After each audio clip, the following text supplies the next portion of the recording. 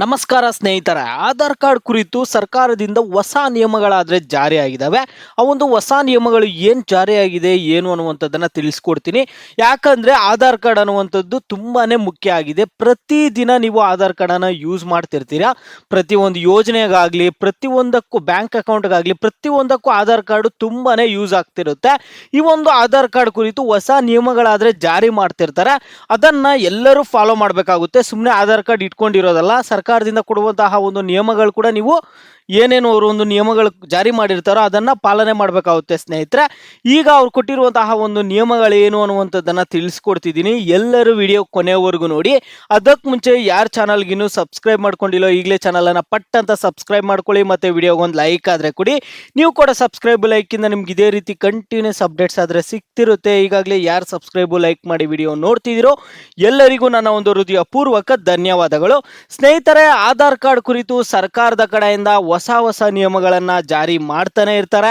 ಈಗ ಸರ್ಕಾರದ ಕಡೆಯಿಂದ ಬಂದಿರುವಂತಹ ಹೊಸ ನಿಯಮಗಳೇನು ಅನ್ನುವಂಥದ್ದನ್ನ ತಿಳಿಸ್ಕೊಡ್ತೀನಿ. ಸರ್ಕಾರವು ಆಧಾರ್ ಕಾರ್ಡ್ಗೆ ಸಂಬಂಧಿಸಿದಂತೆ 4 ಹೊಸ ನಿಯಮಗಳನ್ನು ಪರಿಚಯಿಸಲಾಗಿದೆ.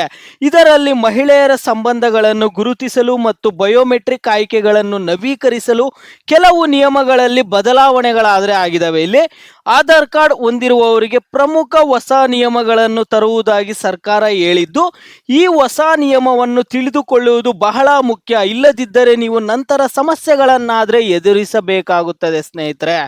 ಈಗ ಬಂದಿರುವಂತಹ ಹೊಸ ನಿಯಮಗಳನ್ನು ತಿಳಿಸ್ಕೊಡ್ತೀನಿ. ಇಲ್ಲಿ ನಿಮಗೆ ಈ ನಿಯಮಗಳ ಬಗ್ಗೆ ತಿಳಿದುಕೊಳ್ಳಿ ಸ್ನೇಹಿತರೆ.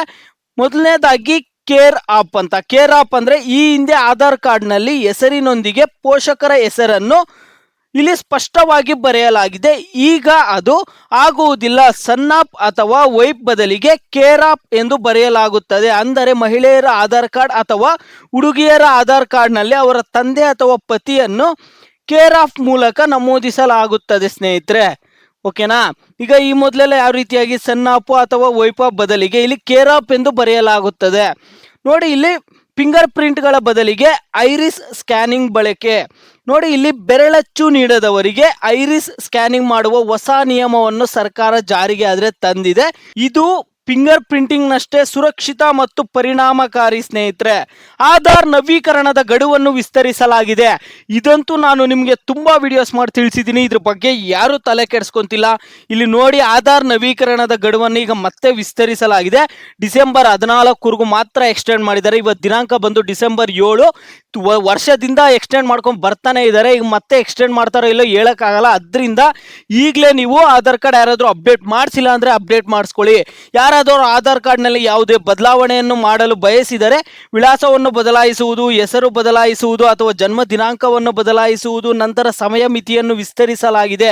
ಈಗ ಈ ಬದಲಾವಣೆಗಳನ್ನು ಡಿಸೆಂಬರ್ 14, 2024 ಮಾಡಬಹುದು ಅಂತ ಹೇಳ್ತಿದ್ದಾರೆ. ಇಲ್ಲಿ ಆಧಾರ್ ಕಾರ್ಡ್ನಲ್ಲಿ ಬದಲಾವಣೆಗಳನ್ನು ಮಾಡಲು ಸೀಮಿತ ಸಂಖ್ಯೆಯ ಆಯ್ಕೆಗಳಿವೆ. ಸರ್ಕಾರ ಹೊಸ ನಿಯಮವನ್ನು ಜಾರಿಗೆ ತಂದಿದ್ದು, ಅದರ ಪ್ರಕಾರ ನೀವು ಒಂದಕ್ಕಿಂತ ಹೆಚ್ಚು ಬಾರಿ ಆಧಾರ್ ಕಾರ್ಡ್ ವಿಳಾಸವನ್ನು ಬದಲಾಯಿಸುವಂತಿಲ್ಲ. ವಿಳಾಸದ ಬದಲಾವಣೆಯನ್ನು ಒಮ್ಮೆ ಮಾತ್ರ ಮಾಡಬಹುದು ಅಂತ ಹೇಳ್ತಿದ್ದಾರೆ. ಅಂದರೆ ಮದುವೆಯ ಮೊದಲು ಮತ್ತು ನಂತರ ಹೆಸರನ್ನು ಬದಲಾಯಿಸಬಹುದು, ಆದರೆ ಒಮ್ಮೆ ಮಾತ್ರ ಅಂತ ಹೇಳ್ತಿರುವಂಥದ್ದು. ಸ್ನೇಹಿತರೆ, ಈ ಮೊದಲು ನಿಮಗೆ ಆಧಾರ್ ಮತ್ತು ಪಾನ್ ಕಾರ್ಡನ್ನು ಲಿಂಕ್ ಮಾಡಕ್ಕೆ ಹೇಳಿದ್ರು. ಆಗ ಮೊದಲು ಫ್ರೀಯಾಗೆ ಕೊಟ್ಟಿದ್ರು, ಲಿಂಕ್ ಮಾಡಿಸಿರ್ಲಿಲ್ಲ. ಅದರಿಂದ ದಂಡವನ್ನು ಕಟ್ಟಿ ಸಾಕಷ್ಟು ಜನ ಮತ್ತೆ ಆಧಾರ್ ಮತ್ತು ಪಾನ್ ಕಾರ್ಡನ್ನು ಲಿಂಕ್ ಮಾಡಿಸ್ಕೊಂಡ್ರು. ಈ ರೀತಿಯಾಗಿ ಸಮಸ್ಯೆಯನ್ನು ಎದುರಿಸಬೇಡಿ. ನೋಡಿ, ಈಗ ನೀವು ದೇಶದಲ್ಲಿ ಎಲ್ಲಿಯಾದರೂ ಆಧಾರ್ ಮತ್ತು ಪಾನ್ ಕಾರ್ಡನ್ನು ಲಿಂಕ್ ಮಾಡಲು ಬಯಸಿದರೆ ನೀವು 1000 ದಂಡವನ್ನು ಪಾವತಿಸಬೇಕಾಗ್ತದೆ. ನೋಡಿ, ಇಲ್ಲಿ 1000 ರೂಪಾಯಿ ದಂಡ ಕಟ್ಬಿಟ್ಟು ನೀವು ಆಧಾರ್ ಮತ್ತು ಪಾನ್ ಕಾರ್ಡನ್ನು ಲಿಂಕ್ ಮಾಡ್ಕೋಬೇಕು. ಆ ರೀತಿ ಪರಿಸ್ಥಿತಿ ಆದರೆ ಈಗ ಬಂದಿದೆ. ಮೊದಲು ಫ್ರೀಯಾಗಿ ಕೊಟ್ಟಿದ್ರು. ಫ್ರೀಯಾಗಿ ಕೊಟ್ಟಾಗ ಯಾರು ಆಧಾರ್ ಕಾರ್ಡ್ ಪಾನ್ ಕಾರ್ಡ್ ಅನ್ನು ಲಿಂಕ್ ಮಾಡ್ಕೊಳ್ಳಿಲ್ಲ. ಈಗ ಈ ರೀತಿಯಾಗಿ ಸಮಸ್ಯೆ ಆದರೆ ಆಗಿದೆ. ಈಗ 1000 ದಂಡ ಕಟ್ಬಿಟ್ಟು ನೀವು ಲಿಂಕ್ ಮಾಡ್ಕೋಬೇಕಾಗುತ್ತೆ. ಇದೇ ರೀತಿಯಾಗಿ ಆಧಾರ್ ಕಾರ್ಡ್ ಅಪ್ಡೇಟ್ ಕೂಡ ಮುಂದಿನ ದಿನಗಳಲ್ಲಿ ದಂಡ ಪಾವತಿಸಿ ಅಪ್ಡೇಟ್ ಮಾಡ್ಕೋಬೇಕಾಗುತ್ತೆ. ಅದರಿಂದ ಈಗಲೇ ಅಪ್ಡೇಟ್ ಮಾಡ್ಕೊಳ್ಳಿ. ಯಾರ್ಯಾರು ಆಧಾರನ್ನು ಅಪ್ಡೇಟ್ ಮಾಡ್ಕೊಂಡಿಲ್ಲೋ, ಕಳೆದ 10 ವರ್ಷದಿಂದ ಮನೆಯಲ್ಲಿ ಸುಮ್ಮನೆ ಆಧಾರ್ ಕಾರ್ಡ್ ಇಟ್ಕೊಂಡಿರ್ತೀರಾ, ಒಂದು ಹೆಸರು ಚೇಂಜ್ ಮಾಡಿರಲ್ಲ, ಒಂದು ಡೇಟ್ ಆಫ್ ಬರ್ತ್, ಒಂದು ಅಡ್ರೆಸ್ ಏನೇನು ಚೇಂಜ್ ಮಾಡಿಸಿರಲ್ಲ, ಬಯೋಮೆಟ್ರಿಕ್ ಕೂಡ ಅಪ್ಡೇಟ್ ಮಾಡಿಸಿರಲ್ಲ. ಈ ರೀತಿಯಾಗೆಲ್ಲ ಯಾರು ಮಾಡದೆ ಸುಮ್ಮನೆ 10 ವರ್ಷದಿಂದ ಇಟ್ಕೊಂಡಿದ್ದೀರೋ ಅಂಥವರು, ಏನು ಚೇಂಜ್ ಮಾಡದೆ ಇಟ್ಕೊಂಡಿರುವಂಥವರು ಆಧಾರ್ ಕಾರ್ಡನ್ನು ಅಪ್ಡೇಟ್ ಆದರೆ ಮಾಡಿಸ್ಕೊಳ್ಳಿ. ಇವು ಸದ್ಯಕ್ಕೆ ಬಂದಿರುವಂತಹ ಅಪ್ಡೇಟ್ಸು. ನಿಮಗೆ ಬೇರೆ ಏನೇ ಡೌಟ್ಸ್ ಇರಲಿ ವಿಡಿಯೋಗೆ ಲೈಕ್ ಮಾಡಿಬಿಟ್ಟು ಕಾಮೆಂಟ್ ಮುಖಾಂತರ ತಿಳಿಸಿ.